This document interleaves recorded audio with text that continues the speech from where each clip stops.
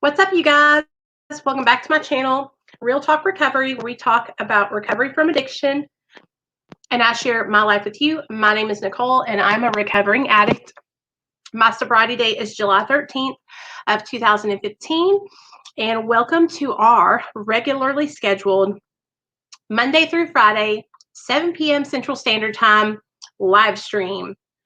I'm on a little bit early today because I have a plan. And so you guys come on in, take a seat, join the family, and I'm going to share this video out. So, hey, Nikki. Hey, Donna. I'm doing good. Thanks for asking.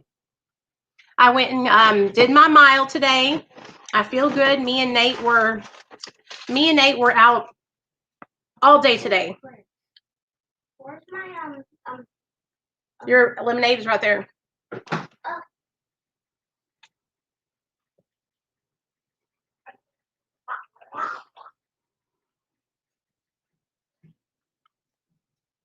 Hey, Sky. Hey, Merk. Hey, Kathleen. Okay. Hold on, guys. I'm just going to share this on my Facebook and in our Discord. Hey, Drew. You guys, Drew's going to come up and share a little bit about, he's going to share his story today, but that's why I came on early, because I want to spend the first 30 minutes or so just getting situated, getting everybody in the room. Just so you guys know, Drew is new to the Real Talk Recovery family.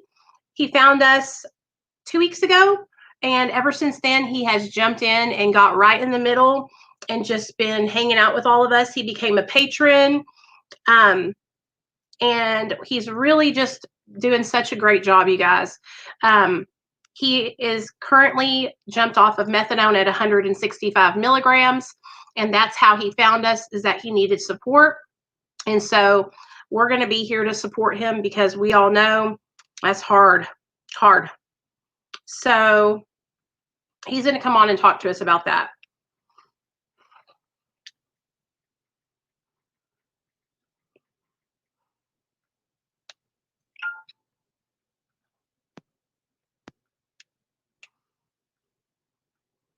Also, did you guys see that I started a page on Facebook for Drew's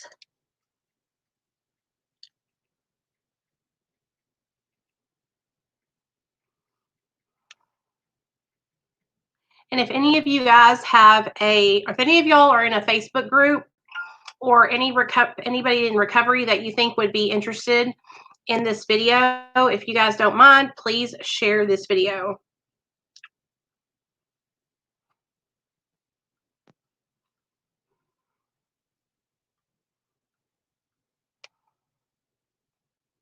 We'll talk recovery.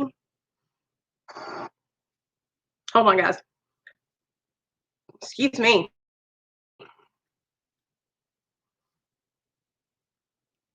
Hey, Mama.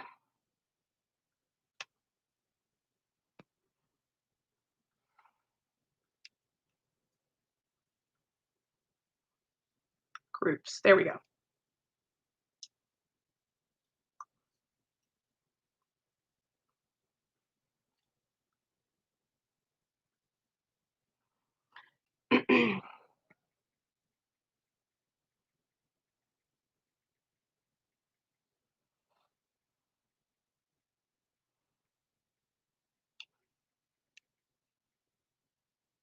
Hey, Lisa. Y'all come on in. I'm sorry. I'm sharing this in these different groups because I want people to come hang out with us. Join us live for Drew's story.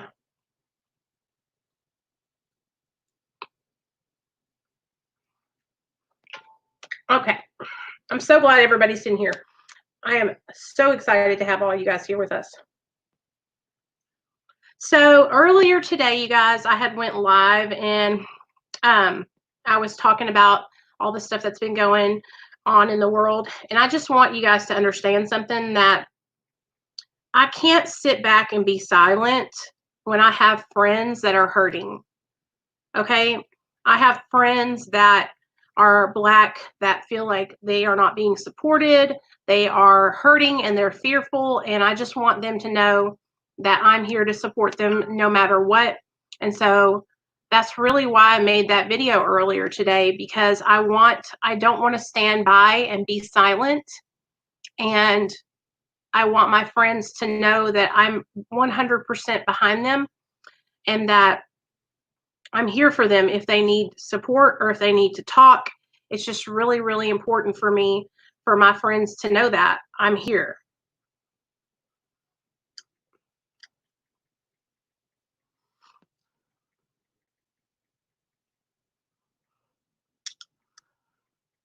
I'm excited though, because I know that Drew is going to have a great story to tell us, and I'm really eager to hear just more about you. Okay, so now that I've shared that everywhere I can think of, now let's go on to our Instagram, to Real Talk Recovery, and let the people know that we're live. Y'all ready? We're going to do it together. Okay, guys.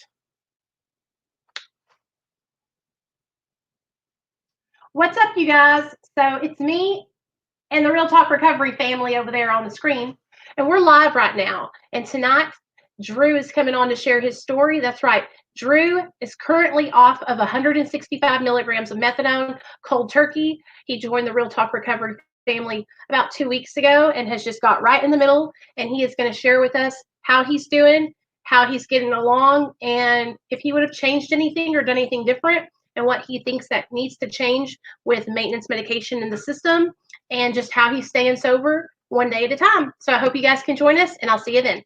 Right now, Real Talk Recovery, YouTube. Okay, cool.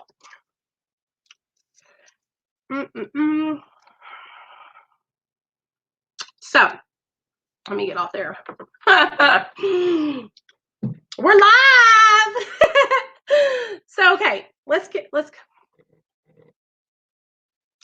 okay. Let me go ahead and get the link for you, Bubby. So first of all, everybody check in with me. How's everybody doing today? I don't want to start Drew's story until 7, because I don't want, usually people know I start at 7. So I don't want to start too early and then them not be able to hear it. So we're not going to start Drew's story until 7 o'clock. So for the time being, we're going to talk about getting out of our own head. Hey, Gary, what's up, baby? Getting out of our own head, getting out of our own way. All right. Which it can be tough, right, you guys? So I'm going to kind of relate this to my weight loss and my sobriety, because I'm on a journey to a healthier me. And I'm also, on a journey in my recovery. And so before I started working out, and just so you guys know, I walked a mile today. I was going to work out, but Nick couldn't make it. So I took Nate to the park, and we were outside from about 1 o'clock till just about 15 minutes ago when we got home.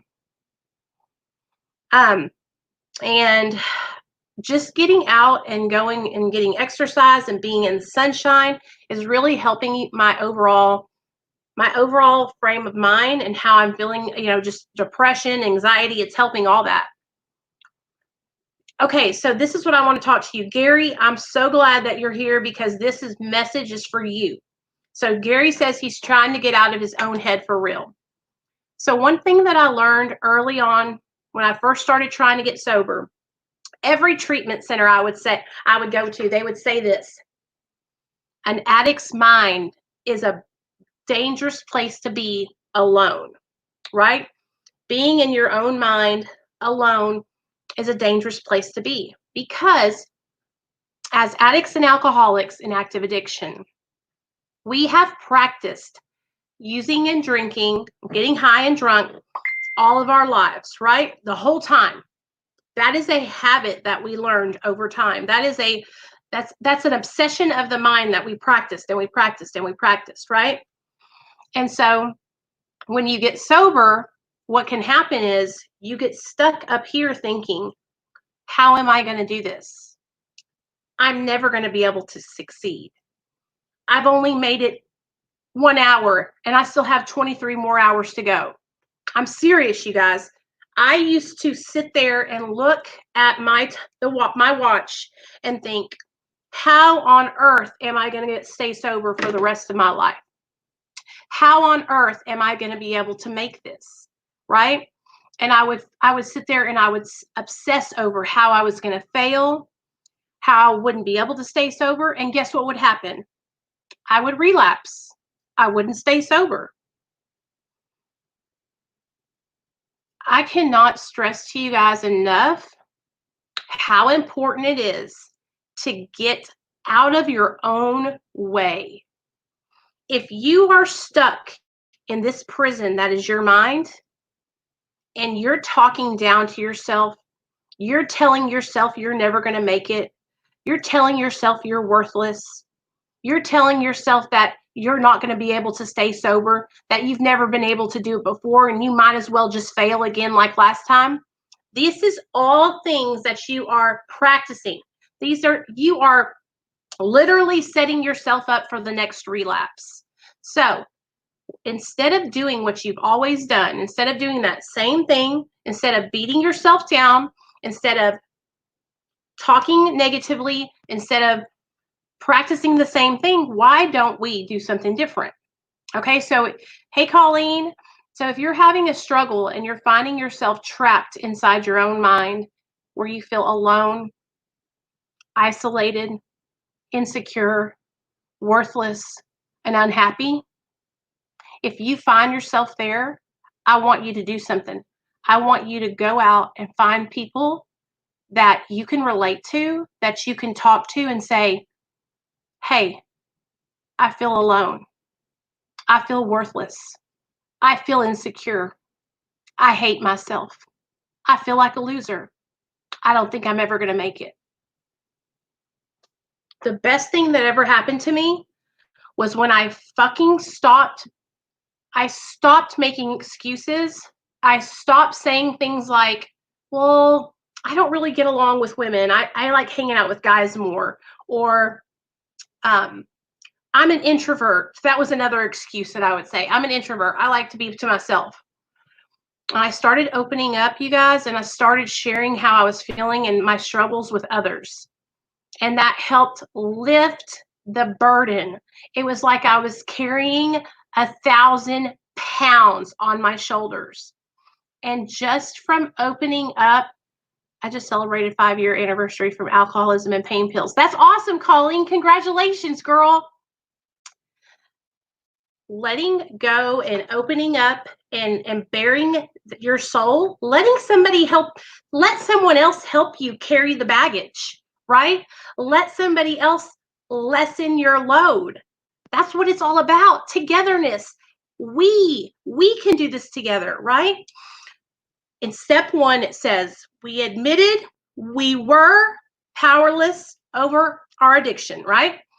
It says we. It doesn't say I. It doesn't say you. It doesn't say she or he or them. It says we admitted it. Because together, we get help from each other. That's how we get strength from each other. You guys, I cannot stress this enough to y'all. That's why we have these like group meetings. That's why we have the group chat. That's why we have the Discord. That's why we have the Facebook group, because there is support everywhere. But the thing about it is, you guys, you have to get out of your own way. You have to stop making excuses. You have to stop saying why you can't do something. Okay? You can do anything you put your mind to. Okay? Your addiction is going to tell you that you can't. That's what the disease of addiction does. All right. It's going to tell you that that you shouldn't open up to anybody, that you can't trust them, right? That was another one of the excuses that I always made. Well, I've been hurt before, so I can't trust people. I don't want to share what I've been through because if I share it, then they can use it against me, right? I'm going to tell you guys something right now. I'd rather tell my business to 100 people than to walk alone and try to carry it on my own. I would rather sit here on my YouTube channel and tell 5,000 people that I have an eating disorder and that I can't stop eating at night and I'm binging and all the things that I admit on my channel from day to day than to be alone struggling with my life. You know what I mean? You guys help me carry the burden. I think many people feel ashamed to go to someone else, but we can't forget we've all been there. When you really explained the first step to me, Nicole, it changed so much for me. And see, we admitted we were past tense, you guys, past tense. As long as I'm not getting high and drunk, I can make good choices. Okay? It's when I put them damn drugs and alcohol in my body that I start fucking up, right? Look at me today. Today I can make good choices. And that's because I'm not getting high. It's also because I have people that I can talk to and say, hey, I was thinking about doing this. What do you think? Okay. Another thing that I learned is that my ego prohibits me from growing and doing better. Okay. Because my ego tells me that I don't need to ask for suggestions. It tells me that I should know how to do all these things on my own. Okay. But if I knew, let's think about it this way. If we knew how to do all these things on our own, would we be where we were today? If I knew how to get sober before, would I be in the situation? I would have gotten sober a long time ago. If we didn't need each other, we would all be sober. We would have never become drug addicts, right? We would have said, "Oh, I'm going down the wrong path," and we would have straightened right back up. But that's the thing, you guys. We need each other. We need connection. If you feel alone and fucked up, chances are one of us is feeling the same way. Just reach out. Exactly. I can't believe it was just 1 year. I was thinking to myself, I am not making it to my next birthday. Just celebrated a second birthday sober and happy. Hell yeah, Sonia. I'm having dreams of drinking again, and it's been 5 years, so I don't understand. So, Colleen, right now, totally understandable. And just so you know, I've totally been there with the dreams, totally been there. Let me tell you what my dreams usually come, why I usually have using dreams. And you tell me if you have had any of these situations. So I'll have 5 years sober in July. So just so you know, we're about the same. We're in the same boat. Usually I'll have a using dream if I've seen somebody that I used to get high with from my past. Like maybe I saw them at the gas station and we stopped and talked and laughed, and then I said bye, see ya. When I see somebody I used to get high with, if I'm watching a show where like intervention or like a documentary about like drugs and alcohol where I see people using, sometimes when I go to sleep at night, it's like subconsciously I'll dream of that. When I'm stressed or I'm having like a lot of anxiety, when I will go to sleep at night, I won't get like a really good solid sleep, and I'll dream about times where I used to get high. Or I'll dream about situations when I was in my active addiction, I used to get beat by this guy I was dating. Yeah. Oh yeah. I'm pretty sure probably all addicts and alcoholics have dreams about using and drinking. But what I find is that a lot of the times the reason why I'm having them is because I'm triggered by something, like something happened, and I'm kind of like not on my spiritual, like when you're in recovery and you're,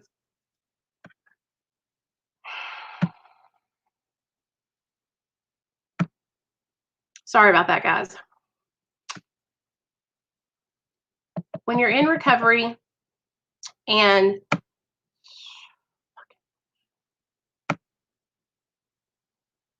okay.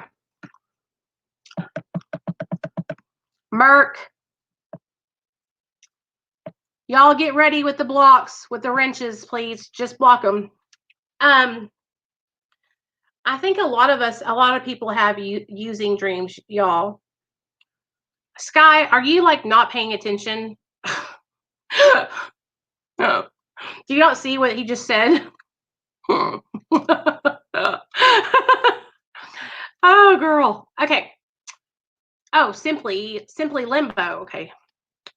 Okay, hold on. I kicked him. Y'all, please, if you have a wrench, wake up and watch out for these trolls. I'm not trying to be funny, but there's people that are going to be coming in here and trolling because I stuck up for some stuff. So some stuff that's wrong. And we don't have time for that on this channel. Anyway, sorry. Okay, so LA Dodgers Blue says, you're right. Watching a movie and they're using, oh yeah, totally. And it's like, it'll almost trigger, it's like, I don't know if it just brings back memories or something happens, you guys, and it just brings that back. Or listen to this, Colleen. Sometimes when I'm going through like a hard time, right? And like maybe I've been kind of out of pocket. I haven't been doing, like, maybe I haven't been saying my prayers. Maybe I haven't been doing my meditation and my step work. And I'm not saying that shit's always gonna, like, I'm not saying all that shit's gonna like keep you from drinking, but it helps, you know? And so sometimes I'll get off my regimen, right? I have a schedule of things that I do every day that help me to stay sober one day at a time, right? Sometimes I will stray from that regimen, and that can kind of throw me back a little bit. So kind of just take a step back. Do not think, oh no, I'm having dreams, I'm going to relapse, because that's not going to happen. You do not have to go out and get drunk or high because you had a using dream. It's totally normal. It's just our brains, you know, subconsciously, sometimes that happens. And so please just know that you're not alone. I'll tell you a story. I had a dream probably like 3 or 4 weeks ago, and it was of this guy that I was dating, right? We were in our active addiction together before I met my husband, and we were both on the needle, and we were all hanging out. We were all hanging out, and we were shooting in the back bedroom. And for some reason in this dream, I was like literally remembering the exact way we were doing it.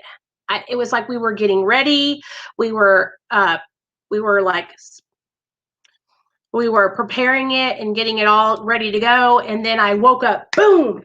And I was like, you know, like it just stopped me. But I'm not going to let that, right? I'm not going to let those dreams take me back and cause me to go out and do something stupid. I know that they're just dreams, and you know, I don't have to act on them today, but it's totally something that totally happens. So don't be ashamed or embarrassed, and you're not alone, because all of us go through it. How many of you guys have using dreams? Anybody else have using dreams in the chat?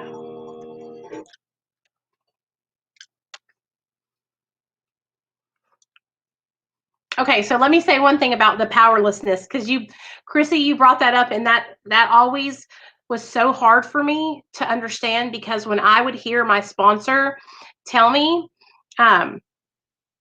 when my sponsor would tell me that I needed to admit that I was powerless, it made me uncomfortable, because I felt like, does that mean that I'm admitting that I'm weak?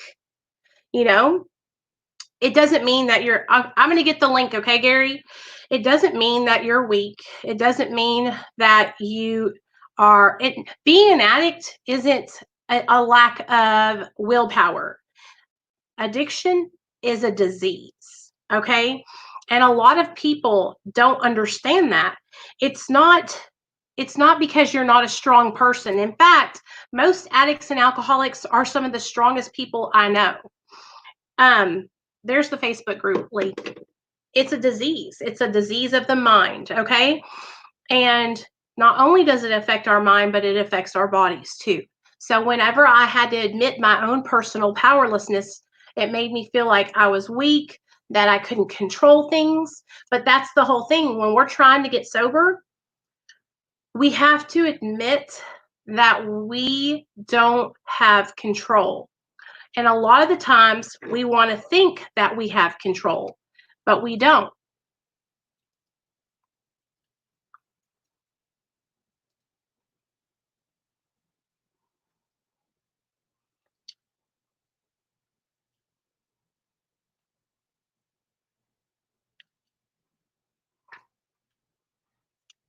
If we had control, then we wouldn't have been where we were at in the first place, you know? And so that's what happens with the disease of addiction, is that it takes over our mind and body. Don't time them out. Straight block them. Do not time them out. Block them. Okay? Hey, Captain, get on your wrench game. There's like so many of y'all in here right now that there should be no reason why these people are even getting through at all. And I'm not, please don't think I'm mad at you guys, but I don't want this to be a place where people come in here and troll about racist shit. Do not come into my chat talking about that bullshit. You will not last 1 second here. Anyway, okay. So I'm going to get the link, and Bubby, I'm going to text you the link so you can come up and share your story, okay? But let me tell y'all, powerlessness, admitting powerlessness over drugs and alcohol, it is not saying that you're weak. It's not saying that you are, you know, like you don't have willpower, because that's not what it's about.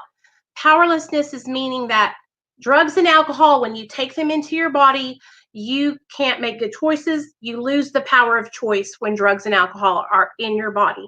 Okay, as long as you don't take drugs and alcohol into your body, you can make good decisions. So now, with all due, without any more blabbering, we are going to have Mr. Drew on. So let me go ahead and get him the link.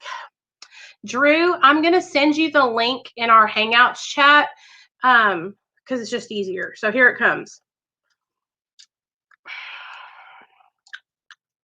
Okay. I'm excited.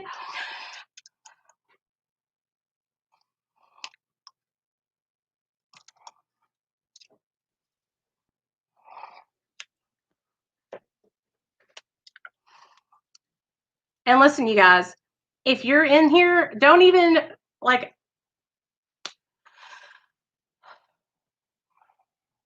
let me read what you wrote. Hold on, girl. What, Nate? It drink's long. For me, I believe words are very powerful, and to say out loud that I am powerless, for me, I thought was dangerous. Oh.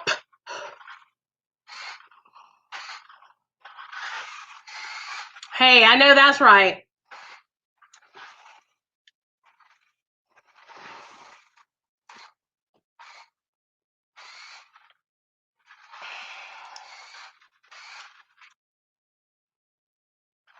Are you coming on, Bubby? Me? No, not you.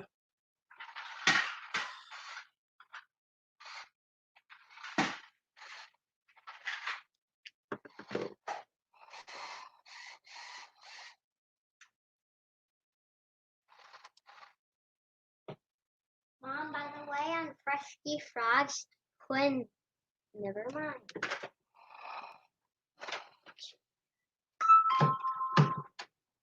I'm gonna go outside and see if this works. Probably not, but.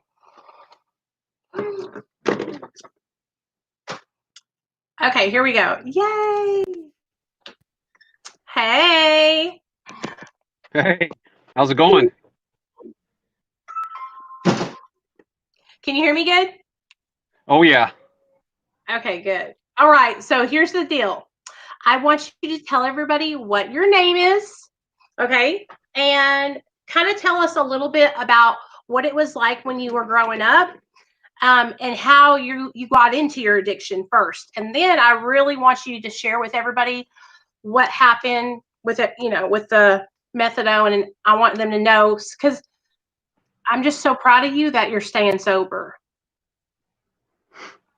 You know? Well, my addiction goes back to between the ages of 10 and 11. It started with smoking cigarettes, chewing tobacco, and drinking. And I was sneaking around for a long time. And then my old man caught me, and kind of instead of kicking my ass, he had me smoke with him instead of sneaking around.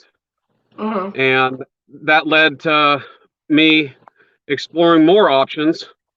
And by 11, I was smoking pot, doing meth, cocaine, just playing on the streets. Yeah.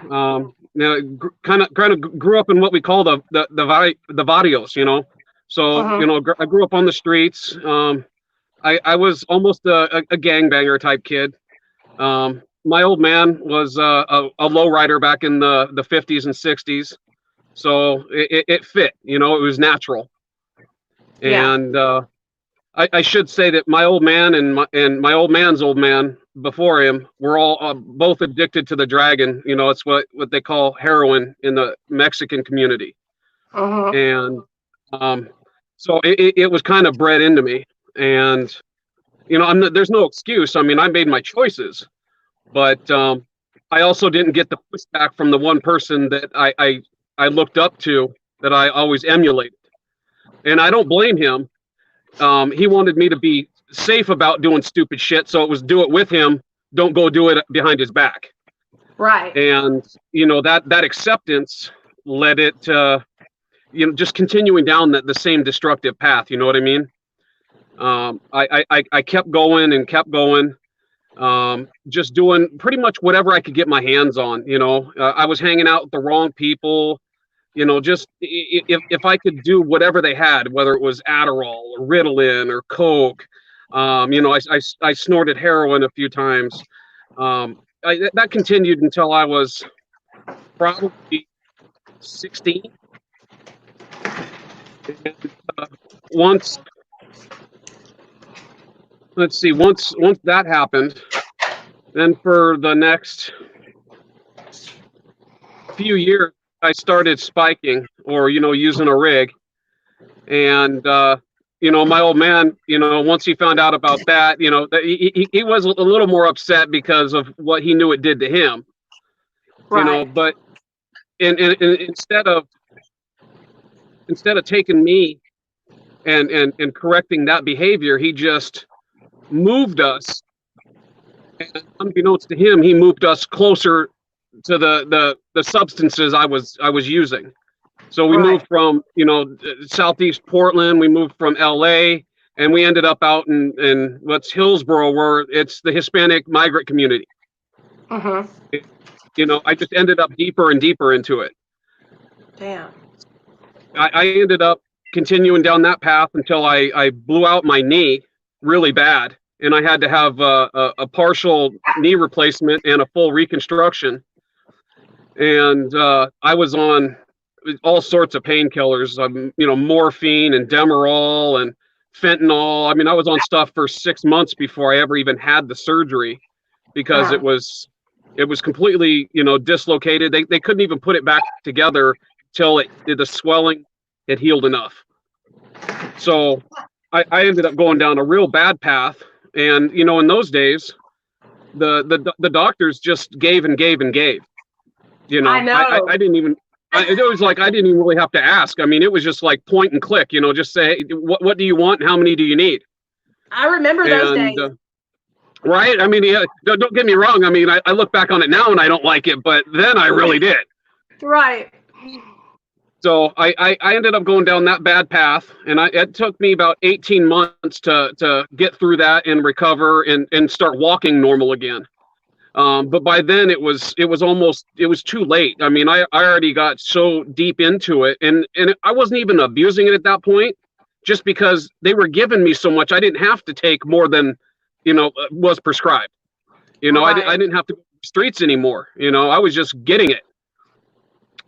And once he handed my case off to a regular like family doctor, and she was really cool. I mean, she ended up helping me with a lot of things, but I was having some back issues, and I didn't know that it was real medical stuff. I just needed advice, and she sent me in for MRI and found out I've got a collapsed disc and degenerative disc disease with narrowing of the spinal column from L4 through S1. So that ended up getting things bad because the nerve that goes down my right leg, which is the leg that I had the knee replacement on, was really screwing up. I would just fall at random times. My leg would just give out. Damn. And it was causing lots of problems, more pain medication, and it took me another year to get in to see a spine specialist. And at that time, technology hadn't come far enough. And he basically said, you're on your own, that if you can make the decision, but 50% of the time people get some relief, 50% of the time you end up worse than where you started from. Right. So I just continued the pills and did acupuncture and swimming and just anything I could to get on my feet. And nothing ended up working. My doctor kept me on just high doses. I mean, at that time, I was probably getting 2,000 to 3,000 milligrams, so 2 to 3 grams a day worth of different painkillers. I had 4 different that I was on. And it was just out of control, and they didn't even recognize, what was developing. And yeah, at one point in time, about I don't know, maybe close to 11 years ago, my doctor decided to change practices, and she decided to go into women's care because she was obviously a female. And she wanted to pursue her dream of like gynecology and delivering babies and whatnot. So she handed my case off to some rookie, and the rookie was younger than me, intimidated by me, and scared. And basically, everything ended overnight. And they left me spinning, and I ended up going back to the streets, and I would doctor shop, I would steal, rob, lie. It didn't matter what I had to do to get what I needed. Same thing. Especially when they start you on that many pills, it's just like a snowball effect. Yeah, for sure. That's I mean, it's playing with fire is what it is. It is playing with fire, and I couldn't control it anymore. It took me for a ride, and I wrote it, and I mean, I could show you track marks all over my hands, my arms. I got a lot of it covered in tattoos now, but I still got lots of spots from where they had to cut out an abscess, or I had to drain something, or I was just doing bad things, and finally, my old man got really sick. He ended up with Hep C, cirrhosis, and then liver cancer, and all because of needles. And my old man and I sat down and had a talk, because I mean, obviously he knew what was going on, and he had gotten away from the junk, or the dragon as it's called, many years ago, but he also knew what was up. And I didn't want him to die seeing me the way I was. Right. It was a level of shame that I couldn't deal with. It was disappointing my father, and disappointment is worse than anything else, for me personally. And I made a choice, that morning that I talked to him. I sat down and for the next 13 hours called places, and place after place after place denied me access. Said, well, you just need to go through it on your own. We're not going to let you into the methadone clinic. You're not a candidate for Suboxone. It was just one thing after another. Or if you don't have 3 attempts at getting clean in the last year, we can't let you in. And it was just all these rules. And I'm like, I don't want to do junk anymore. And you're telling me, no, I can't get clean, or I got to do it on my own. It didn't make sense. Right. So I ended up having to go to a clinic that was like 4 hours away from my house. And just so anybody knows, I live in the Coast Range Mountains outside of Portland, Oregon. So I live between Portland and Astoria, way up in the mountains. And I ended up having to drive. It was nearly 4 hours each way. And I had to do that daily.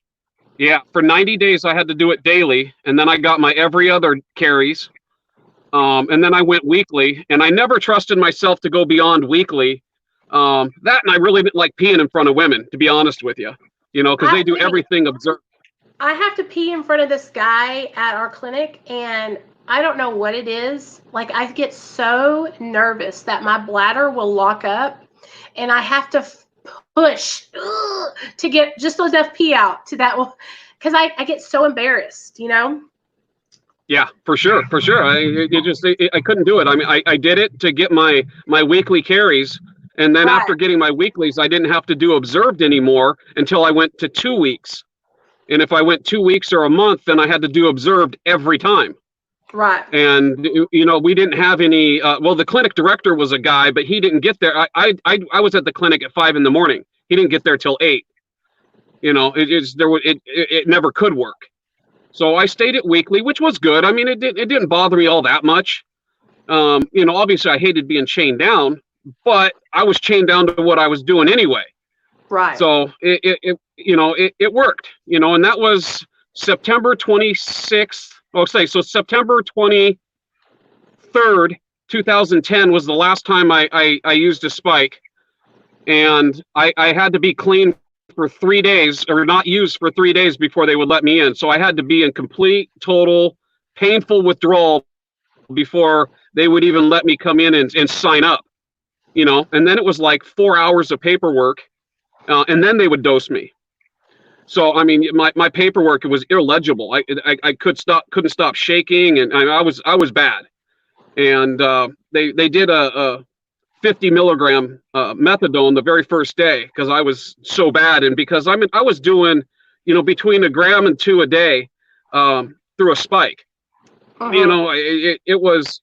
Yeah, you know what I mean? It was almost 2 full boats if I could get my hands on it.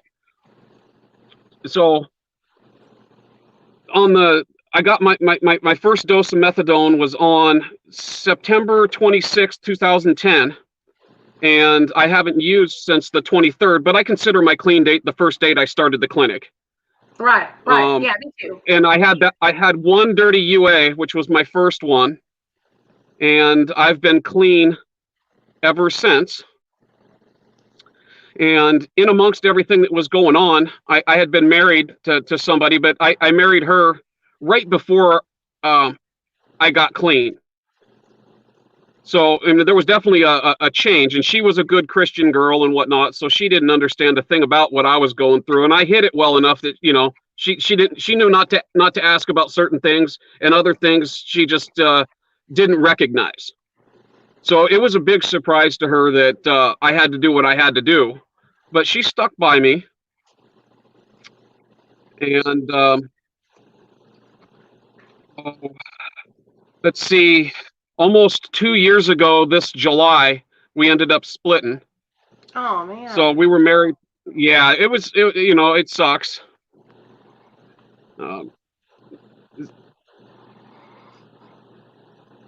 My video locked up. You're okay. I can still hear you Okay. though. Okay, good. So everything went downhill at that point, but I stayed in the clinic, and I kept working and kept doing everything. Well, she left, and within 2 weeks, I was having a lot of guy problems downstairs with peeing and whatnot. So I ended up having to go into do some testing, and I found I had prostate cancer. Oh my God. And so and there was no way we were getting back together. Things were just too far gone. But I ended up having to go through that on my own. And, being on methadone, it was pretty damn hard for the doctors to do anything, because I just vehemently refused to take anything above and beyond. Right. It didn't matter how bad the pain got. And I was having to catheter myself, several times a day on top of all the treatments, radiation and whatnot. So I went through 2 rounds of blast radiation. And since last December, I no longer have the tumor. So That's hopefully, awesome. that's why I'm growing my beard. I started growing my beard the day I got the good news, and I'm gonna let it go for a year until I get my follow up, and make sure that it's gone. Yeah, a lot of people had commented and said that your beard was awesome. And then Chrissy said that she's always wanted to move to Oregon for the last 20 years. She says, "Tell Drew I have been wanting to move to Portland, Oregon for 20 years." Wow, come see me. You're always welcome here. Okay, keep on going. I'm listening. No, that's fine. I'm sorry the video's not working. That kind of bums me out. Well, hold on. You want me to click you off and then bring you back on? How do I need to click something to come back on? Yeah, I'm going to send you that link again, okay? Okay. All right. Bada bing. Let's see if this will do it. Hold on, guys. I'm going to see if I can get Drew's video to come back on. Because we're fixing to get to the part where he's at now. Okay, do that. Okay, and then I'll send him the link again. Okay, hold on. Thank you, everybody. Y'all are doing a great job. I'm sorry I got upset earlier. I'm just like, okay, I hate it when people do that kind of stuff, especially about that topic. It's just like, come on now. Okay, clipboard. Okay. There you go. Drew, I sent you the link in the Hangouts chat. Just click that link again. But y'all are doing a great job. As you can see, I just get a little flustered when that kind of stuff happens because I just want this to be, I want this to be a positive place, you guys. I want y'all to know that you're safe here. And I care about each one of you guys. And I am not about that kind of negativity. And I want this to be a safe place. So anybody that's here that's new, I'm sorry I got a little upset. I'm not normally like that. You back? I'm trying. Well, we can hear you good. Okay, well, we'll just have to. Oh, unmute yourself. There you go. Sorry, I had to take the phone out of the case. It was getting a little hot. So anyway, I made it through the divorce. Made it through 2 rounds of radiation. And that brought me through this December. So here in February, I took a fall in the ice and I broke 2 ribs. And I kept going to work until my work forced me to go to the doctor. And because they forced me to go to the doctor put me out on what they call FMLA, family medical leave. Right. And, that screwed everything up. I was managing a paint store at the time. One of my key people had just been arrested. It was just me and a temporary kid and a full-time girl who had only been with the company a year. And, I've been in paint for 27 years. So it was, it was real tough. They made me out for a week. And then they couldn't get me back into the doctor. So I had to go to work for a day, but I was still close to just crippled. I couldn't buck paint, for 12 or 15 hours. Right. It wasn't going to happen. So I ended up going to work. I made it a whole lot worse. Then I went back to the doctor and the doctor said, "You know what, pal, you're done," and took me out for 2 weeks.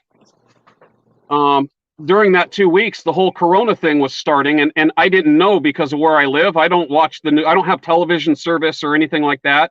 And I don't believe a lot of the fake news stuff that they put on the regular mainstream stuff. You know what I mean? Yeah. It's just, to me, it's the same regurgitated stuff that changes every 15 seconds. So, I chose not to get involved. But by the end of the 2 weeks, that would have been March 15th. So the March 16th was I think St. Patrick's Day. I went back to work, was my first day back to work, and I was on extreme light duty. But because I had been down for so long, I had developed a little bit of fluid in my lungs, so I was Oh, wow. I couldn't cough it. I couldn't cough it out, so I was constantly clearing my throat, trying to break it up. Uh-huh. And my my company got a complaint. Well, actually, apparently they got two complaints from customers saying all I was doing was hacking and whatnot around all day. And I don't know what they were expect me to do. Call in sick the first day I'm back from being off for 2 weeks. I mean, I don't know how that would have went. Right. I mean, actually, I do know how that would have went. It would have went badly.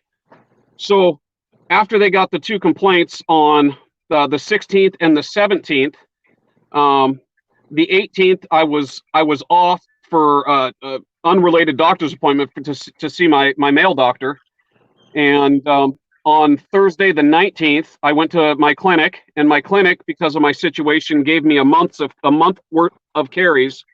Uh-huh. You know, because they're just like, you need to stay at home, don't worry about this nonsense, which was cool. I went to work, and I was in the middle of doing an interview to replace the guy who was in jail, and my boss, you know, just barges in my office door, doesn't knock, doesn't do anything, just barges right on in, and is extremely rude to the guy that I'm interviewing. Basically, just cuts him off and says, "We're not interested. Leave." And then somebody that I don't know from corporate, you know, came in, and they handed me my check and said, "You got these customer complaints. Bye." Damn. I was like, you know, just really shocked. It's like I never missed a day's worth of work going through all my cancer treatment. I never missed, you know, any time until it was the broken ribs, and I wouldn't have missed time for that either had they not forced me to go to the doctor. Right. So, you know, those two things in conjunction, that's where that happened. So that'll bring me to, I had the month worth of carries after the 19th of March. Once those ran out, I had no more money. Unemployment hadn't come through. The little bit that I did have, I'm, you know, as bad as I wanted to spend my last few dollars on trying to get some more carries, I knew Right. it wasn't. I was just delaying the inevitable at that point. I didn't have enough to keep going, Right. and they offered tell me me this. How long did you go to that clinic? How long did they treat you there? almost 10 years. That was the only place I'd ever been, so it was almost 10 years. I cannot even believe that they just fucking kicked your ass out of there like that and did not help you. I can't. I believe it, but I can't believe it. You know what I'm saying? Yeah, Like, yeah. they knew that this was life or death for you, basically, and they didn't even try to help. Like, I can't even fathom that. Like, it makes me think in my mind, what if I came upon financial hardship? Would my clinic do that to me? You know, Would it be that easy? always that scared me. You know, was that being a possibility? Right. You know, but like with snow and ice, I mean, there was times it would take me, you know, 9, 10 hours to get there because of where I live, trying to come off the mountains. Even in a 4-wheel drive Toyota pickup, it would take me, you know, 8, 9 hours to drive. You know, it was 240 miles to get there, and anyway, things went horribly wrong. I had to make the decision to pay my bills and have money to eat, and I made that choice. I mean, they offered me a 10-day taper to take, you know, divide my dose by 10 and taper me down, but I had to pay for it. And you know, they charge, you know, $400, actually a little over $400 a month for methadone, and almost $800 a month for Suboxone. So it was just not an option. And anyway, I was at 165, which was, you know, I had already tapered down at my highest 5 years ago. I was at 305. And I got down to, you know, almost half of where I was at, but still at 165. It was this detox I've been going through, and withdrawal is worse than coming off the spike for me. because Well, yeah, you dropped, it's how been many deeper. milligrams were you on? 165? Yeah. 165, cold turkey, in the middle of a pandemic, jobless and stressed out. Yeah, it's a horrible time for anybody to have to go through that. You know what I mean? Yet alone, like having to do it, during a fucking world crisis, and then being, like, I just, every time I try to help somebody, if they end up getting on maintenance medication, I try to help them find someone that I know will work with them, because I know that these situations can happen. I've seen it happen before, but I just can't. It makes me so discouraged and mad for you that they didn't work with you and try to help you. You know what I mean? Like, they really could have done that. They could have helped you. They could have, dude, as much methadone as they got at that place, they could have helped you, Yeah. It was the shocker of my life. I'll tell you that they were willing to just turn me out after me being a model patient. I mean, a model Right. patient. I mean, they would bring me in to consult new patients as a guy, Yeah. because I had literally did a 180 since being there. I was Right. spiking 1 to 2 grams of dope a day, and armed robbery. I did whatever I had to do, and I Right. went from that to nothing to methadone and never looked back. I was never dirty again, and I was just so shocked that they wouldn't let me ride for a month or two until I could get my state insurance worked out, or until I could come up with some money or unemployment, which, by the way, I still don't have, and it's going to be another 10 weeks before they even review my application. And I'm on the waiting list still for state insurance. So, I mean, this pandemic thing is just, it shut down the system, is what it did. It shut down the system. Right. Right. So tell me this: how many weeks have you been off of the methadone? Since the middle of April, I think April 14th, I believe, was the last day.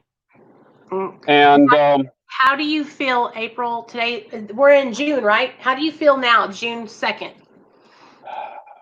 I still have some physical issues just because I'm more of a heavy set guy, and I think it's still sitting in my fat. Yeah. I think Yeah. it's still coming out of me. So I'm still having, a lot of troubles. Well, I won't even say a lot. I'm still having very consistent troubles with Mm-hmm. that. But the psychological stuff is worse than anything I've ever come off of. I mean, it sends me into a dimension of fucked up I have never been in before. Oh yeah, it's like the worst depression ever, huh? Oh, yeah. I mean, I would rather take a kick to my balls willingly, than go through another, minute of this. It's crazy. And, the thing about it, I don't believe any of us has ever been fully made aware of what this shit does to us and what it means to come off of it, for whatever reason. The explanation, that I got was basically, you're going to be on it for life to some degree or another. You are a serial relapser. You are the worst case junkie. And if you want to stay clean, you will do this the rest of your life, or chances are life is going to bring you back in touch with it. And, to be honest with you, they're right. Um, by the grace of God, I found, Leonard from Her Opiate Fix. Yes. So Leonard, my brother, I love the man. I found him in the middle of the night one night, and I was bawling. I was just searching for answers. I was just trying to find something. Mm-hmm. And I love Leonard. Leonard is a fucking stud. I love the man. I mean, he was there for me, and just he gave me some encouragement, and he told me his story about how he came off the junk and everything, and it gave me some hope that that there was another guy out there that's been down the road. Right. And he left the door open. I was able to keep emailing him and just stay in touch and just have a lifeline. And in one of those lifelines here, recently, he led me to you. And I was in such a dimension of fucked up. I mean, I was worse, stuck inside of myself. You know, I've never thought of killing myself, so it wasn't like that. But it was, I didn't want to be here. You know, it was such a level of physical pain, and I deal with physical pain all the time, so I get that. But it was such a level of my insides hurt. You know, in places that I couldn't even rub or comfort. Um, it was just that I felt like this shit was just pouring out of me, and I couldn't control my mind. You know, I felt delusional. Um, and then you know the sleep deprivation on top of it. You know, to this day, I mean, I still can't sleep more than 2 or 3 hours a night. Full, you know, total, not even in a row. You know, which is probably no surprise after 30 years of being on drugs. I get it, but it is a whole new reality to exist in. And I know that you and all my sisters over there on the woman's recovery chat, yeah, y'all let me in with my man tits and everything. And Well, we love you, man. We got you. You're welcome. Anybody's welcome. And also, like, I sometimes I think that people just think that I say things on my channel to be saying them. But it's like, I really mean it. Like, if you need support and you need to talk, all you have to do is text me and I will answer the phone and I'll call you back, well, that's exactly how it happened for me, did it not? Yeah, I mean, I just think people think I make it up and I just say it to be saying it. And it's like, I'm not saying it to be saying it. I say it because I want to help anybody I can. And you know what? Sometimes I'm not like, I'm not a doctor, I'm not a therapist, I'm not a counselor, but I know what you're going through. Me and my husband jumped off methadone cold turkey and it was so hard. I didn't make it. I got high. You know what? I mean, I would have definitely done the same thing. I think I told everybody that I had to have my last and only friend come all the way up to my house. And listen, I live very far outside of Portland, you know, as far as metro standards go, you Mhm. know, and he drove all the way out there to take my car away so that I did not physically have a way to score because there was a point in time, and I can't believe that I had the wherewithal with everything I was going through to ask for that help. And you know, thankfully I did. And then I reached out to y'all, and you know, you literally, I was on the verge of failing, and at that point, what was that? You know, I had been off it for maybe a month. Like 2 weeks ago, Uh, 2.5 weeks ago. yeah. So I mean, I was still pretty deep into the physical portion of it, and you know, I knew that if I had half a chance, I'd have held somebody at gunpoint and made them take me somewhere. I mean, that's how bad I was feeling. And I mean, everybody here knows that feeling where you are that bad that you will do anything. And I stayed at home. I stayed at home. I locked myself away, and I just tried to sweat it out and gut it out. And you know, I made it. And Leonard got me hooked up with you. I found your video on relapse prevention, and you had that your little phone number was up on there. And I threw a Hail Mary. That's exactly what it was. It was a fucking Hail Mary. It was, if there's not somebody on the other end of this right now, I'm gonna fail right now. I was too far gone in my own head, and you started this whole meeting with being inside of your own head. I was so far gone inside of my own head that I could not bring myself out of it. I was delusional. I was thinking there were drugs there and there weren't. You know, I was doing things drug related without even knowing I was doing drug related things. Um, and then you reached out to me, and not only did you reach out to me on text, because I think you were live at the time. Yeah. you ended up calling me. I mean, just out of nowhere, you called me. And if you remember, I was bawling Yeah. because I was fucked up. I was, in that dimension of fucked up that we've all been before. And I couldn't envision another minute with what I was going through. And forgive me, I'm crying now.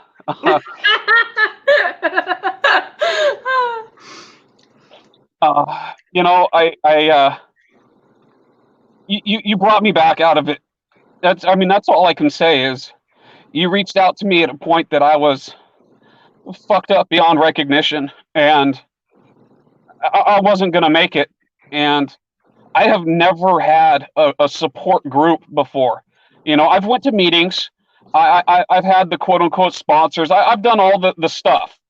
But in my history of me being me, I have never felt more alone than when I'm with other people. And it is not, even this, I'm doing this because Chrissy last night and because of talking with you, I want to share because there's so many people out there, maybe they're with us tonight, that are going through this, that may go through this, that are scared of going through it. I would not be where I am right now 2 or 2.5 weeks after meeting you had it not been for the lifeline that I threw out in the middle of the night, and you were there. And you've been there for me every single day, several times a day since then. You and all the girls over on the Hangouts. There's just too many of them for me to name, but I love everybody. And I wouldn't be here. I wouldn't be here. I honestly believe I was on the point or verge of just giving up and letting it take me away. Yeah. I wanted no more. And even these last couple of weeks, I've had a couple of days where I had to drop off of talking just because I was so fucked up and feeling like I'm not giving anything to those that are giving to me. And I couldn't take it emotionally. I couldn't take just being a black hole and taking away from people and sucking and sucking and sucking and not giving anything back. And thank God, Cindy and Melissa and Nicole and Nikki and Chrissy and Jenna and just everybody kicked my ass up around my neck. And, it made me say little comments or at least check in and say hi. And then there, all you gotta do. Like, even if you're having a bad day, like and that's what I was trying to explain to people. It's like so here's the thing. If you really want to make a change and you really want to have support and your heart's in the right place and you're just come in and just be like, hey guys, what's up? Like everything, you're gonna have support. And it's like, even when you don't feel like talking and just saying, hey guys, I'm just hanging out at the house today, knowing that you have that group of like 30, 40 people in there that you can drop in and talk to at any time, knowing that we have a schedule of things that we do through the week. No, you know what I'm saying? Knowing that you have the opportunity to come up and do sharing like we are tonight. Like, these are all things that help you throughout the week. You know what I mean? They help me throughout the week. Like, I get excited to do the things because I'm like, oh, this is my schedule. I know that I'm going to be working out. I know that I'm going to go live at 7. I know that, I have you guys on Sunday nights where we just do our own thing. And it's like, it just helps so much. It doesn't just help you. It helps me at the same time, Oh, it's awesome that the level of togetherness and understanding and love that exists within the Real Talk Recovery crew. It's unlike anything I have ever felt in my recovery. And, I would like to just let everybody know that I love everybody. I really, really, from the bottom of my heart, appreciate everybody. I've just worked so hard to get my channel to this point to where people know that they can come here and have support. And so it means so much to me whenever I hear that it's actually working, Like, I have worked so hard to set an example and try to be a good person, even when people are driving me insane, even when people are trying to attack me, even when people are trying to troll me. I try to be better than that. I try to do the right thing.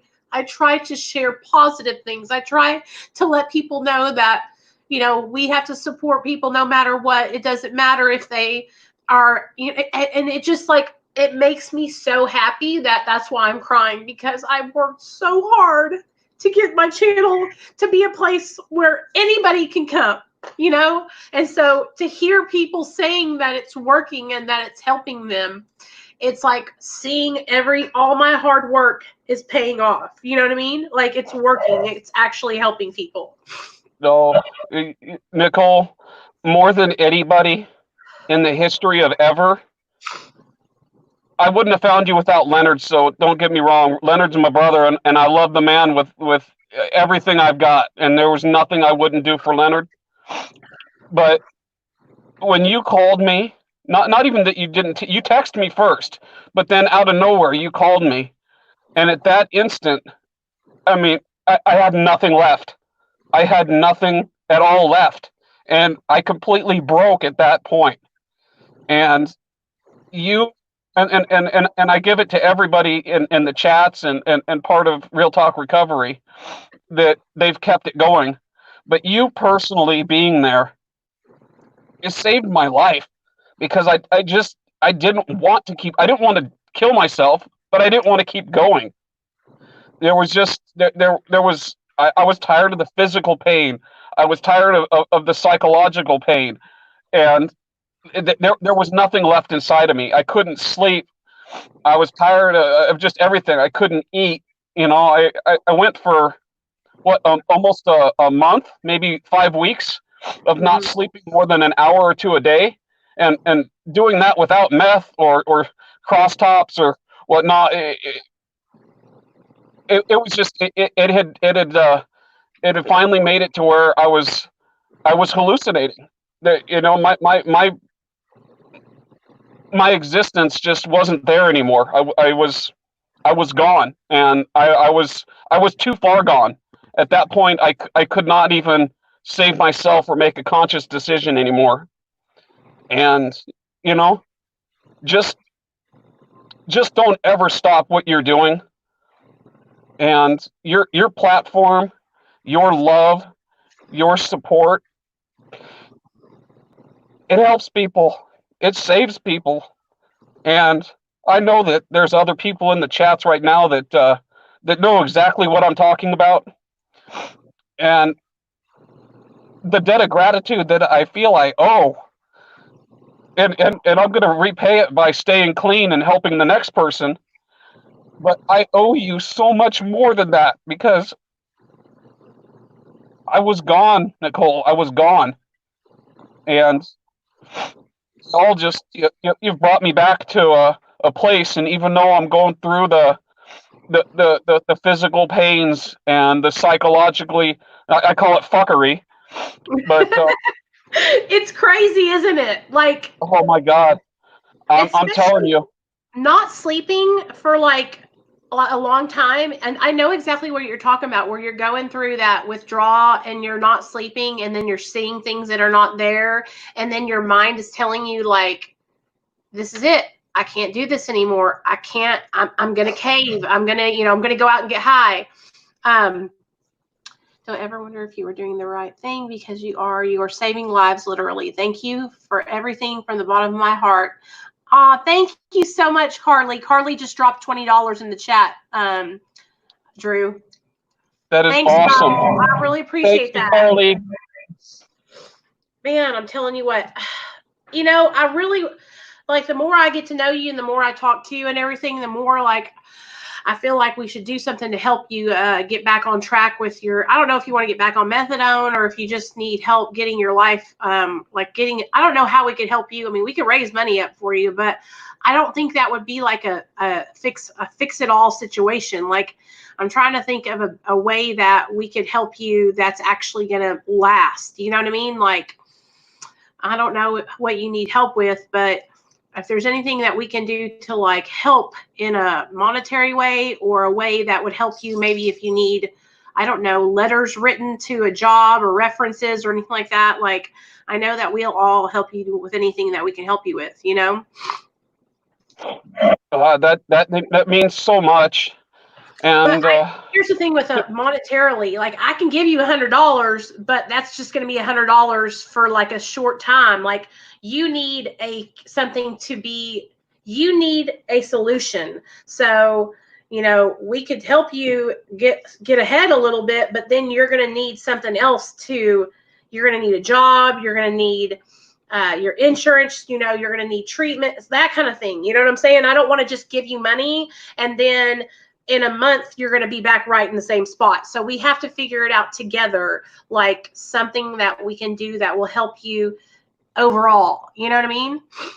no, absolutely, You understand what I'm absolutely. I saying? mean, Because like I do, and I can give you money. I have money, but that's not going to help your situation overall. Like we have to think of a way.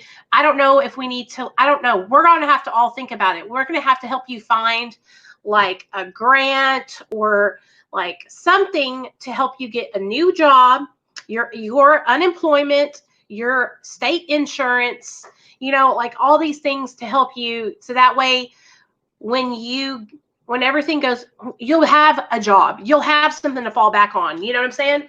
That's why I get so upset with people who just want to give people money, because you can give somebody some money, but they're going to spend it on things like food or maybe toiletries, and then it's going to be gone and they're going to be right back in the same spot. Now, unless you have like $1 million or 500,000, you can give them to start out and start a new life. You know what I mean? yeah, no, for sure, for You know sure. I what I'm mean, and saying? you know, that's the thing. I right now, I wouldn't want anybody to give up their hard-earned money just for that reason. You know, I mean, I do have a job interview, and hopefully that works out because they came after me. I didn't go to them. Mm-hmm. Um, so hopefully that comes through. But you know, every day I keep applying for work. You know, everybody knows the current state of affairs. I mean, it's FUBAR, Yeah. and you know, you know, even if I had the $380 to pay the recovery delivered, Right. um, you know, which you know, seriously, I was trying to find a way to just get it started and hope that you know next month it gets better. But it's 380 plus the cost of medication at your local pharmacy, and Uh-huh. Suboxone's not cheap. Damn, it's So 380 there? it's 380 for the first month, 225 for the second month, or 240 for the second month, and then 125 each month after that, plus the cost of medication at your own pharmacy. Um, you know, if I thought I could get away with starting it, if I knew how much the medication was going to cost and I knew that there was a target, yeah, I Right. would be doing everything I could to get started on it and try to get some momentum going. Because you know, honestly, I do know me, and just because I'm doing well right now, Right.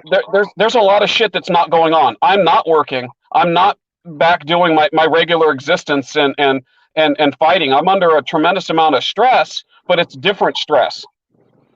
And you know, I've taken myself out of the being able to access drugs, because I know that at any time I could get back to the place that I was with you a few weeks ago, and I might do the stupid thing and not even Right. realize it because I was at that point. I was at the point where I could have done it and not even realized what I was doing. Right. And you know, I don't want to get there.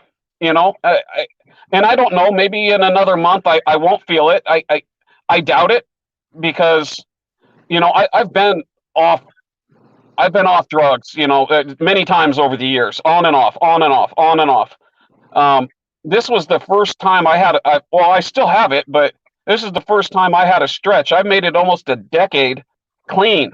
And yeah, you know, I don't, it doesn't really matter what your opinion is on methadone or Suboxone and whether you think that's clean or not. I was clean. Oh Okay. yeah. I Here was on not my channel, participating in it. maintenance medication, you're clean and sober, because here's the thing. active addiction and being on a maintenance medication are totally two different things. When we're in active addiction, we have no control. We're powerless over the substances that we're using. We are doing negative behaviors. We're stealing, lying, cheating, manipulating, and that goes along with addiction. With maintenance medication and being dependent, you're no longer doing the same behaviors. You are not stealing, lying, cheating, manipulating. You are not out of control. You are not powerless. You're actually like maintaining. You are maintaining. And so here on Real Talk Recovery, being on Suboxone or methadone is sober. And so I've always said that. Like I will go to war with anybody who wants to test me or wants to say any differently, because recovery is different for each person. But if we're going by just like the Alcoholics Anonymous recovery, it's like, as long as you're under the care of a physician and you're taking your medication as prescribed, then you're absolutely clean and sober. You know? Oh, did I lose you? Nope. Okay, so, sorry. I moved my phone. And so a lot of people, you know, if everybody, hey, what's up? I can see you now. Hey, my phone finally cooled down enough. If we had to say that we're not clean and sober because we're on a medication, then nobody would be clean and sober, because so many people have to use medications. Medications for mental health, medications for anxiety, medications for pain. I mean, that just doesn't even make sense. Do you know how many addicts and alcoholics I know that are 20 years sober, but they have to utilize Xanax or benzos for their anxiety because they have crippling anxiety? They take their medication as prescribed and they're fine. So yeah, fuck anybody and what they think. Like, I hate that shit. When people judge people that are on maintenance medication, it's probably one of the, it goes all over me. I hate that. I hate that. Like, I cannot handle that.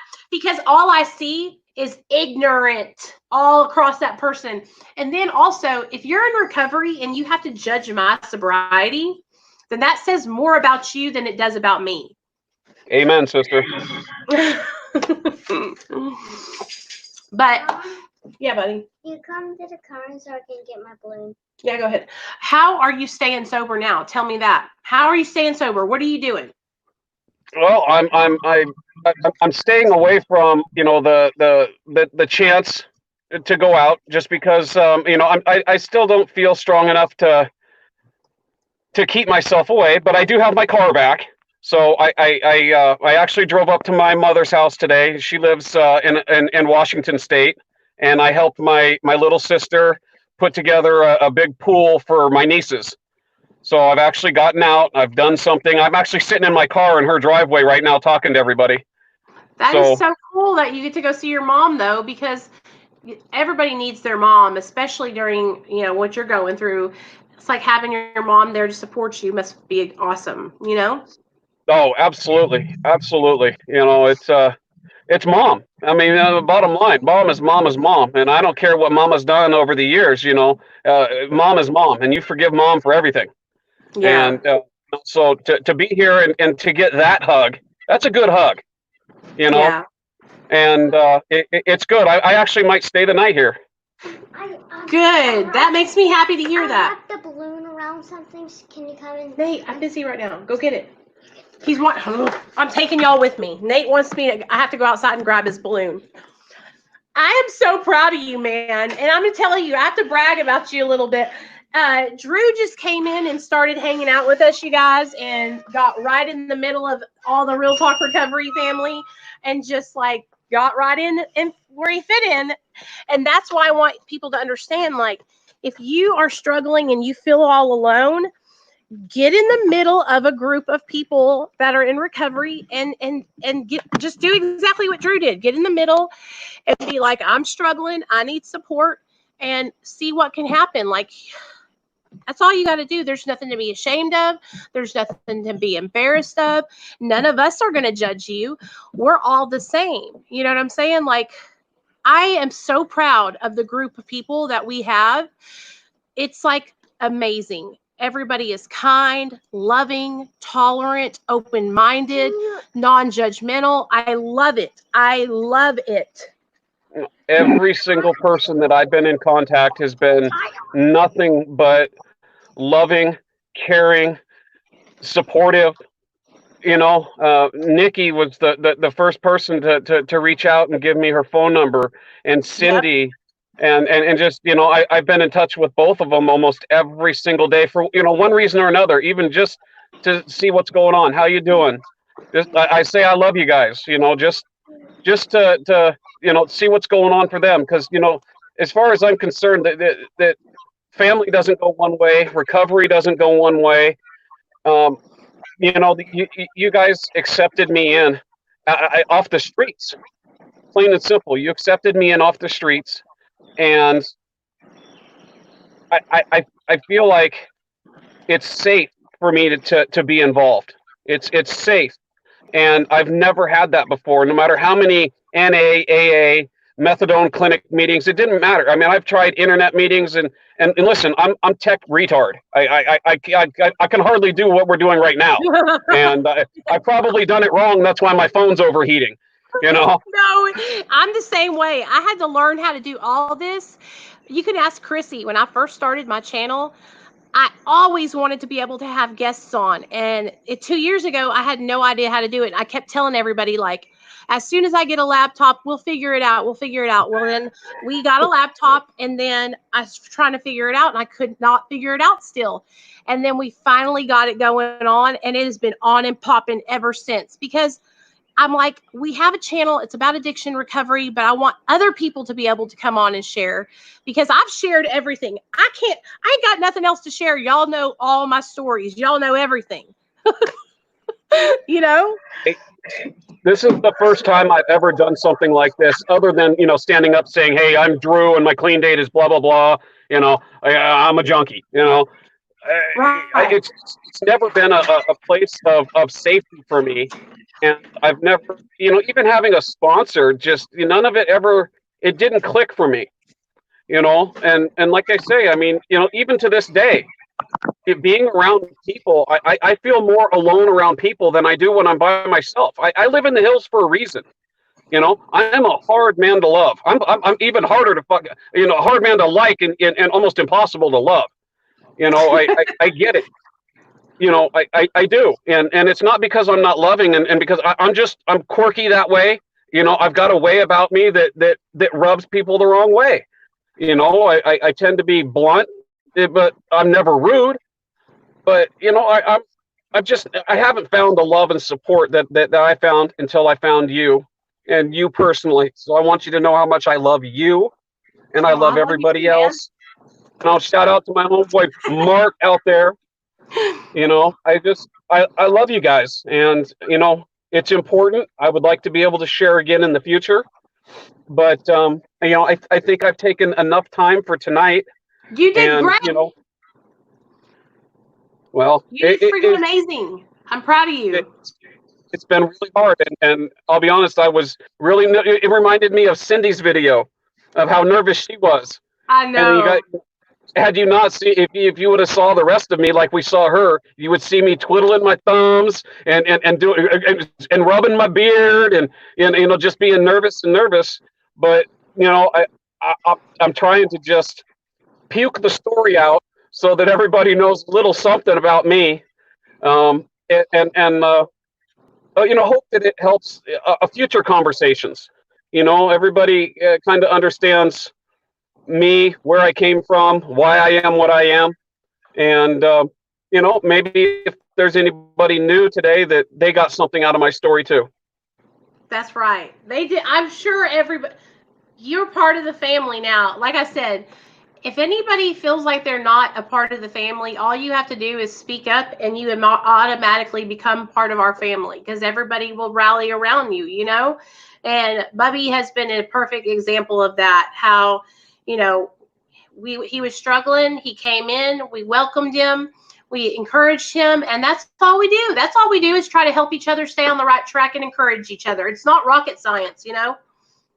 Oh, you're all stuck with me now. I ain't going anywhere. Go ahead and Right. block me. I'll get another account. You're not going anywhere. I love you though. Thank you for coming on. Hey, I love you. I love everybody, and thank you for letting me share. You got it, babe. I'll see you in a little bit. I'm gonna take you off, and then I'm gonna talk to everybody. So I'll see you when you come back on the chat. All right, thanks. All right, bye.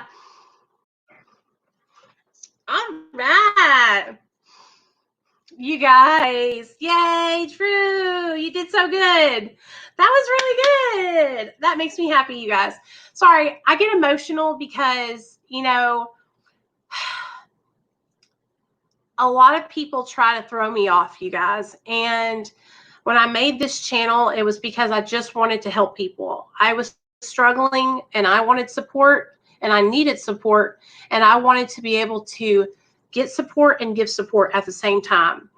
And so just seeing that this is actually helping people and that it's working and that you guys are benefiting from it, it literally makes me so happy. I have a PayPal. I'll put it in the chat. I really appreciate it. You know, I don't.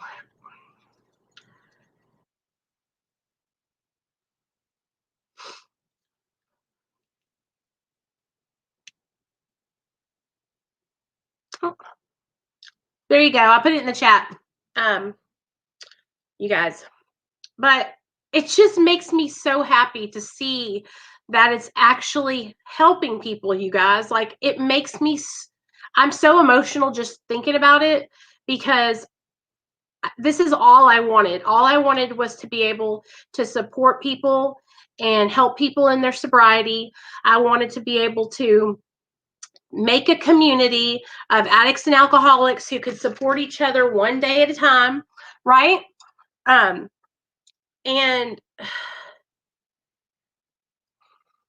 it's just so awesome, you guys. It's so awesome. It makes me so happy that that we are able to help and support people. I don't have a Cash App. I have PayPal, and I've always used PayPal because I can, like, you know, dispute it. I don't know. It's I don't know. You don't have to donate to me though, you guys. You don't have to give me money. Just come here, share my videos, thumbs up the video, leave a comment, be active in the chat. You know, that's how you guys show me that I'm helping and that you enjoy the content. You don't have to send me donations. You know, you don't have to send me gifts or anything like that.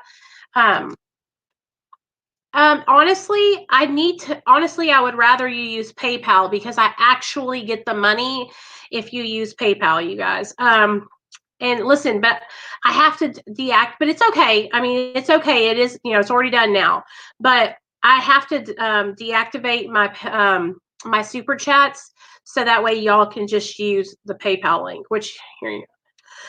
But anyway, it help every little bit helps. It goes back into my the channel. I have, you know, I got a camera. I got my stand back there. What I need next is I need some lights, so that way we will have good lighting and all that. But and I need to get a new laptop. But little by little, I'm saving money, and we're getting there, you guys. Each 6 months, every 6 months, I buy something new for the channel, and it really, really helps. So, but what I'll do is I'll disable those super chats, and so that way from now on, if you guys do want to send a little something, I'll just link my PayPal from now on, okay? But no harm done. It's all good. You know what I mean? I appreciate you guys just being here and supporting my channel and just being here in the chat. So that's how this is how the kind of person I am. I'm going to tell y'all. I'm real big on loyalty. Okay? I'm big on, that's what I believe in, loyalty and respect. If you want to show me that I've helped you and I've changed your life, be loyal. be here, support me. That's how I see things. I don't care about money. I don't care about gifts. I care about loyalty. You know what I mean? Joey, what are you doing? Why are you losing your shit, baby? Is that you, Joey? Is that my Joe? I see you, baby. I got you. I'm going to send you a link to the chat. Okay? Y'all are going to love Joe. What do you mean you're losing your shit? And thanks for joining Patreon, love. Joe's been with me for a while, you guys. That's my homie. Drew did awesome, didn't he, guys? Yes, support. And that's the thing, you guys. When you guys support me by being here and showing me that you care, liking the video, commenting, subscribing, sharing, that's how I have a job. My husband has a job. You don't have to send me money, okay? Or if you want to do a money situation, then just join Patreon. So that way I'm giving you something for that money, okay? That way I feel, because I just want to make sure that nobody ever feels like they're being taken advantage of or anything like that. I want to give you something for your money. So if you want to support my channel, join my Patreon. I just dropped the link in the chat. It's $2 a month.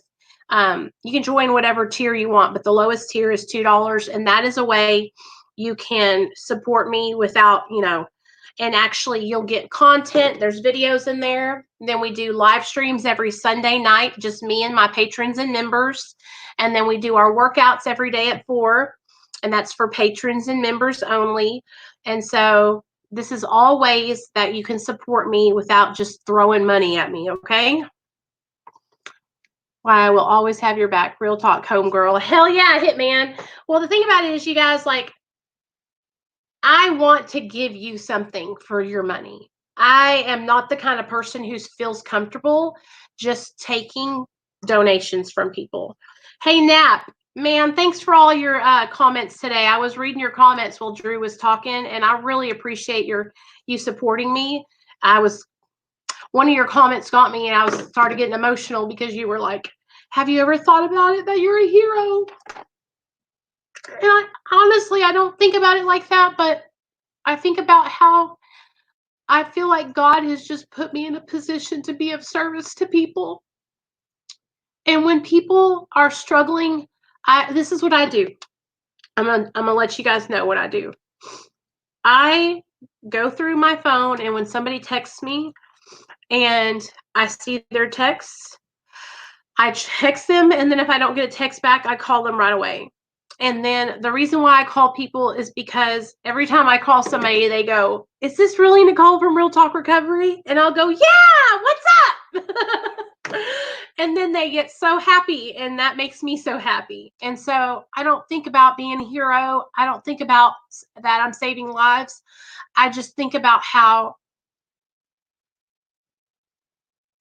I remember when I lost my son. And I remember when I didn't have anybody to support me, and nobody wanted to be around me at all. My family didn't want to be around me. My friends didn't want to be around me. Nobody. And it was because I was strung out. I was making bad choices. And I remember being so alone. So alone. And so I constantly think about how that felt. And I just don't want anybody else to feel that way either. Hey, Mom. Oh, my mom's in the chat. There she is. Gina DeMeo. Say hi, Mom. Hey, Mom, you should come up here, and I'll send you a link. Come up here and chat with us for a second. Everybody will want to see you. Sorry. I just can't believe how much this is helping people, and it makes me so happy, you guys. It makes me so happy.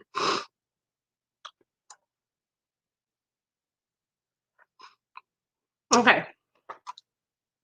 I texted you the link, Mom. Come up here and hang out with us for a second. Sorry, I get so emotional, you guys. Sorry. It's just I don't think about things like that. I don't think about how you guys say that stuff and I don't see it like that. I really see it like I feel like it's a gift that I'm able to be here. Cuz I remember when I couldn't even work a job or I couldn't even hold my head up without nodding out. I remember when I couldn't drive a car because I would crash it. Every time I would get behind the wheel of a car, I would crash it into a brick wall. And today my husband called me because Neil and Nate had taken his car. He has a SUV, and they had taken his car last week, and my husband had ran over a giant rock, and it did something to the undercarriage of his SUV. And so today we got a rental car because they're going to fix his truck. And so he had called me and he was like, "Hey, I got a Mustang convertible. Do you want to come get the car and you and Nate can go for a drive?" And I was like, "Yeah." And I went up there and I got the car and I thought about the time that we had a rental car together, and me and my husband were driving it, and I had drove into a brick wall because I was high on Xanax. And I just thought how thankful I was to be able to have a car to drive around. Hey, sweetie. Hey, Mom. Hey, honey. What are you doing? Can you hear me? I hear you good. You can't hear me? Wait a minute. No, I hear Let you. me see, Mike. No, I hear can't you. hear me now? Mom, Okay. I hear you good. Turn it up. No, I hear you perfectly. It's up already. You're in the show. Everyone You can did see good. you and hear you. Okay. But I can't hear you. You can't hear me. I can't hear you. And it says everything is on. Turn your volume up. Let me see. Oh, okay. It's up. I've got it all the way up. Hello? Let me see. No, still nothing. You can't hear me at all? I don't know why it won't let me hear you. Do you have earphones? You can plug in the earphones? Yeah, I do. Hold on. Okay. I'm going to put you on the kitchen counter. Okay. That's my mom, you guys. Isn't she awesome?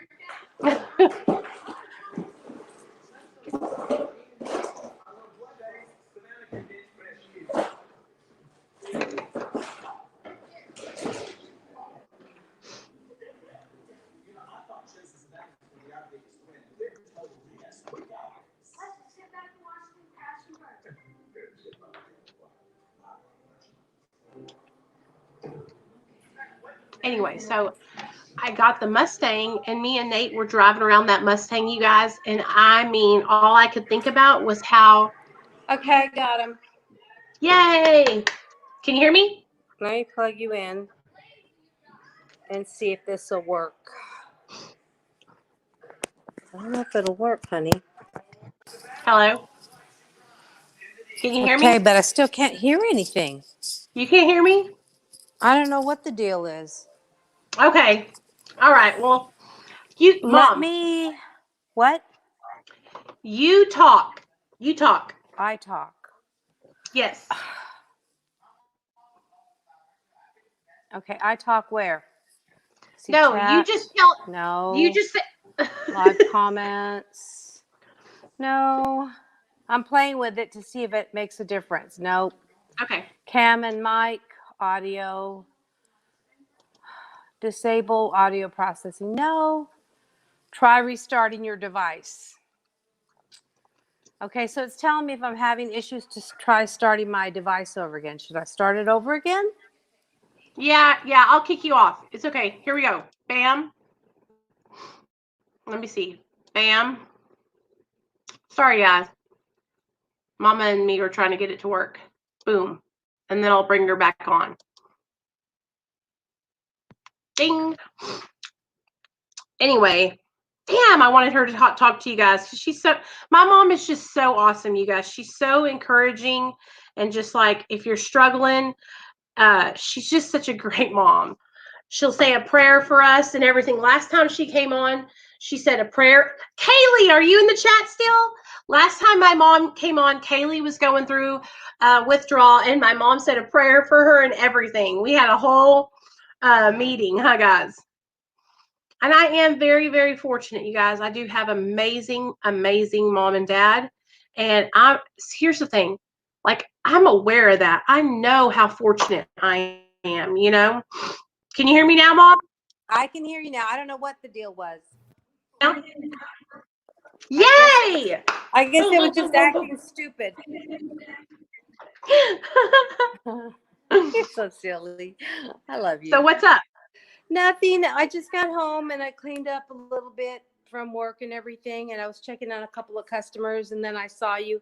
Every time I see you, you're crying. I just get so emotional. I can't help it. Oh, but you're doing such a good job, Mihai. You really are. You're an amazing person. And let me tell you something. You know when you thought you were all by yourself and nobody wanted to be around you? We were all surrounding you with prayer. But we couldn't be around you physically or you would not have changed, baby. Just because you don't feel like people want you around, that's the farthest thing from the truth. Every single one of those people that were ever active in their addiction had somebody praying for them, reaching for them. Because when you were in your active addiction, you weren't in a good place to be loved because you didn't love yourself. You know, Right. that was the difference. But you were never alone, sweetheart. Well, you know what I mean, though. You know what I mean. I do. I feel like I look really bad in these videos. How do you look so good? Oh, you look fine, Mom. You look great. But How's no, Dad doing? he's having a hard time. Grandma DeMayo's not doing really well. I mean, she's not supposed to be doing well. She's getting ready to pass on into the next world, and it's hard to watch your mama, lose her a little bit each day. But he's going to be okay, and he needs to be there. That's a gift. A lot of people don't realize. They think, oh, I don't want to be around when my parents die, but you do. You want to be able to say goodbye. You want to be able to hold their hand.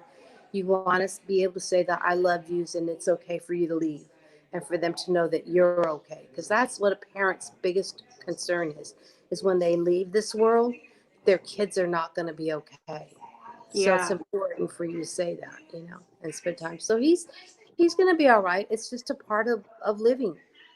Dying is a part of living. It's just how it is. Ugh, I hate it. I know.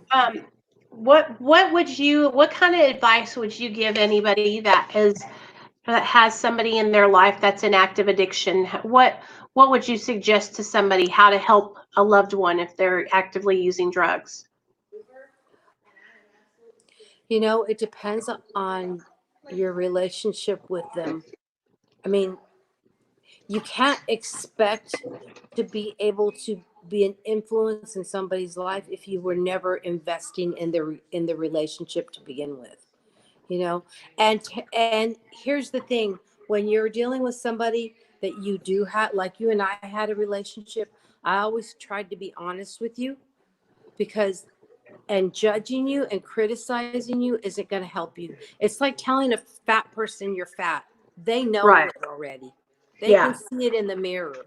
It's very evident to them. So telling an addict that they're high is like not big news.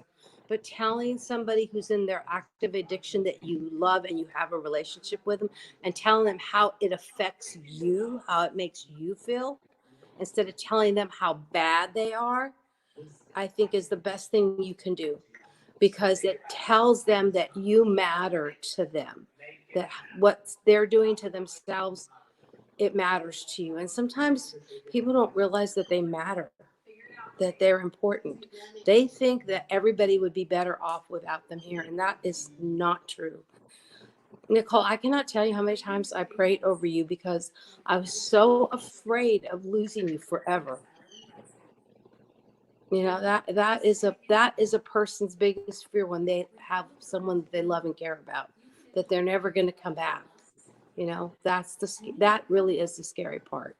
I know. I can relate to that now, having Neil and worrying about him whenever we first got sober and he was relapsing. I always worried about him relapsing and dying. you know, Really? and now I understand. But when I was in my addiction, I thought that I wasn't affecting anybody. You know, I thought that I was just affecting myself. Right. And it's like when you're using drugs, you're so blinded to how your actions are affecting other people. It's like I couldn't even I could not see it. But now that I'm on the other side, I can see how I was probably torturing my family, my sisters, my mom and dad, like my whole family, my grandmama, everybody that knew that I was actively using drugs was worried sick about me. But I thought that I was not bothering anybody, you know? Yeah, yeah. You isolated yourself. You thought if we didn't see you, then it wasn't really happening. But you know, everybody knew that it was really happening. And you know, when you first like when I first started really understanding what was going on with you, it was really hard at first because I took a lot of that guilt onto myself. I thought, well, you know, if I had watched you closer, if I hadn't let you date, if you know, so many things, you second guess yourself as a parent. You really do. But then I finally had to accept the fact that you had a mind of your own and that you didn't set out to be an addict. That was not your goal. I know Right. that it Never. wasn't. I remember wanting to be a lawyer. Remember? Yeah, Me and Nick, I me and my friend remember. Nick wanted to be lawyers, and Yeah. we were going to own our own law firm. Why are And you still on the look who I'm talking to. computer? Listen, mister. Hey, hey, Come here and Nate. say hi to your Nana. He said, "Oh." I was caught being sassy. I, Come I here and love say hi to that. Nana. Hey, Nate. Hey, is your daddy home tonight? Guess who got a Mustang, Mom? Who got a Mustang, Nate? Daddy. Daddy got a Mustang? Ooh, We're not buying it. We're just renting. It's a rent-a-car. oh, that's nice. Do you like it, Nate? Do you like Do you it? like Can we Daddy's come new show car? them? Well, it's not out there. When Daddy gets home, we'll show Nana. Yeah. It's pretty That'll cool. be We took it for a cool. drive. It was really nice. It's nice. I bet it is. My RC car. Where is it? Okay, he's gonna get his RC car. He wants to show you. Okay, But he's so cute. He is adorable. he drives me insane. I know, but he's supposed to at that age. Damn, getting sober was the best thing that I ever did, though, because now me and my mom and my dad and my sisters, we all hang out. We can all be around each other, you know. Oh yeah, yeah, and it's. I can tell that everybody has become closer and closer. You know, when we first started getting back together again, and when you really, you know, got yourself on track, it was hard at first because all your behaviors were like when you were 16, when you started using, and Yeah. watching you mature. It's been awesome. It's been amazing. I was always cussing and saying, like, I don't cuss like really bad in front of my mom and dad. Like, I'll say cuss words, but nothing like I was when I was in my addiction. When I was in my addiction, I was talking all kinds of just horrible nonsense, things. nonsense, you know. Yeah, nonsense, exactly. And things that I thought were funny when I was in my active addiction I don't think they're funny now, you know. Like, it's like my personality is different. Well, your personality got to mature and grow up. Show her right now. Go ahead. Well, let me see, Nate. He wants to show you the RC car. Hold on. Okay. There it goes. Do you see it? Oh yeah. When did you get that? I bought it for him. There it is. Boom. Cool. It's a little red Mustang or something like that. Yeah. He's so excited. I took him to the creek yesterday, or the river, and we got in the river. I also caught a little turtle when we took the Onyx. It's slowly driving. No, I guess we did. What do you think I just want to ask you one more question. What is the most, okay, so if you could say how I've changed since I was in my active addiction to what I'm like now, what is the best part of me being sober from when I was in my addiction to now? The best part of your being sober? There are so many things I'm thankful for, but the best part is seeing what an amazing mother you've become. Really, that is the best part. Because I see all that nurture that I poured into you when you were a little baby girl, I see it all coming out now with your baby boy. I see how caring you are and what a compassionate heart you have, and that you only want the best for him. And to me, that makes me very proud. Yeah, that's my boy. He's my best friend. My son is everything to me. And then, then I feel like on my channel, I feel like everybody on my channel, all the new people who come that are just getting sober, those Yeah. are like my other new kids. You know what I mean? Sure, So you're mentoring I feel them. like I have all these little, just these kids that I take care of. And I know I'm not taking care of them, You're but they're helping them to people grow. that I'm pouring my emotions into helping these people, and it's like seeing them actually come out on the other side and get sober. It's like so freaking awesome. Like Sonia and Misty are both fixing to celebrate. Nate, stop. Their years sober. I think Sonia's already got a year. They're both they've been sober for almost a year, and they started out with me. And And that's so amazing. it's That's so amazing. cool to see that happen. You need to go back and look at the conversations that you had a year ago compared to the conversations that you're having now, and you can see how they've matured. Right. That's awesome. Congratulations, ladies. That's I'm proud of everybody. All right. I love you, Mom. I'm not going to I love keep you you on too. here all night. I'll talk to you later, baby. Go to sleep, woman. All right. Bye. Dad's going to turn the video cameras on in the house to check and see what we're doing. I've got to go hide in the bedroom. I love you. I love you. Bye.